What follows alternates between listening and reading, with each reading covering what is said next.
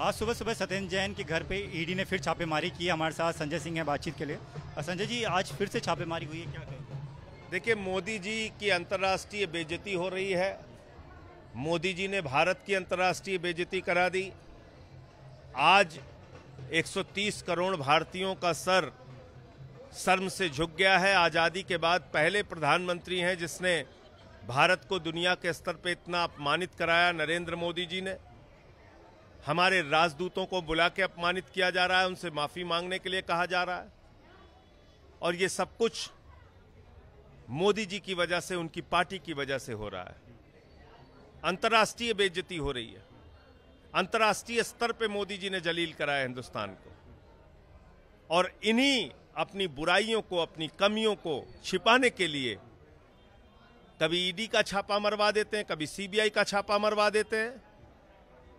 इसी ईडी ने अभी कहा हाई कोर्ट में सत्येंद्र जैन पे कोई एफआईआर नहीं, सत्येंद्र जैन के खिलाफ कोई शिकायत नहीं। तो फिर 5 दिन से आपने गिरफ्तार करके क्यों रखा हुआ है? 5 दिन की पूछताछ में क्यों कुछ नहीं मिला? तो अब उनकी पत्नी के ऊपर ईडी की रेड मार दी, बच्चों के ऊपर ईडी की रेड मार दी, परिवार पे ईडी की रेड मार दी।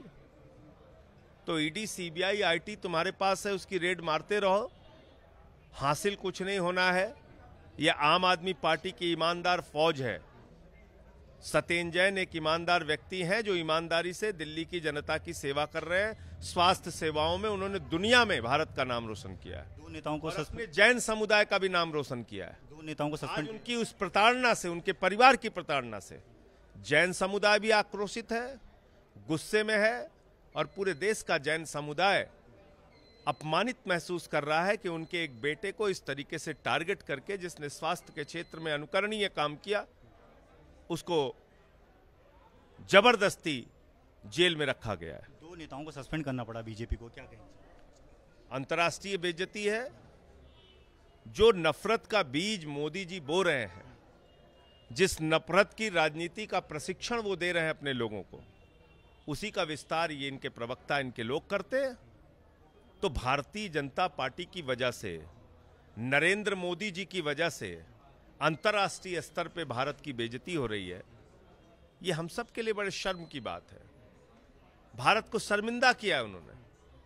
और आजादी के बाद मेरे ख्याल से ये पहले प्रधानमंत्री हैं जिन्होंने भारत को दुनिया के स्तर पे इतना शर्मिंदा किया है। एक आखिरी सवाल, कश्मीर के मुद्दे पे आप लोग भी विरोध प्रदर्शन कर रहे हैं, लेकिन कश्मीर के मुद्दे पर ही जो वहाँ के एक स्थानीय विधायक थे, पूर्व विधायक थे, वो कहते हैं इससे छुटपुट घटनाएं हैं। बीजेपी के पूर्व विधायक हैं, बीजेपी के डीडीसी के चेयरमैन, वो कह रहे हैं छुटपुट घटनाएं तो होती रहती है। पलायन हो रहा है कश्मीरी पंडितों का।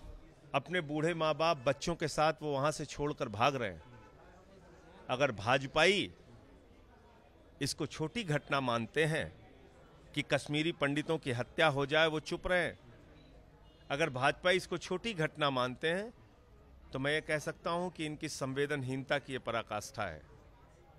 भाजपा को लग सकता है कि ये छोटी घटना है, क्योंकि उनके लिए किसी की मौत कोई मायने नहीं रखती। लेकिन कश्मीरी पंडितों ने ये दृश्य 1990 में देखा और 2022 में देख रहे हैं। उस समय बीजेपी समर्थित सरकार थी, आज बीजेपी की सरकार है, मोदी जी की सरकार है।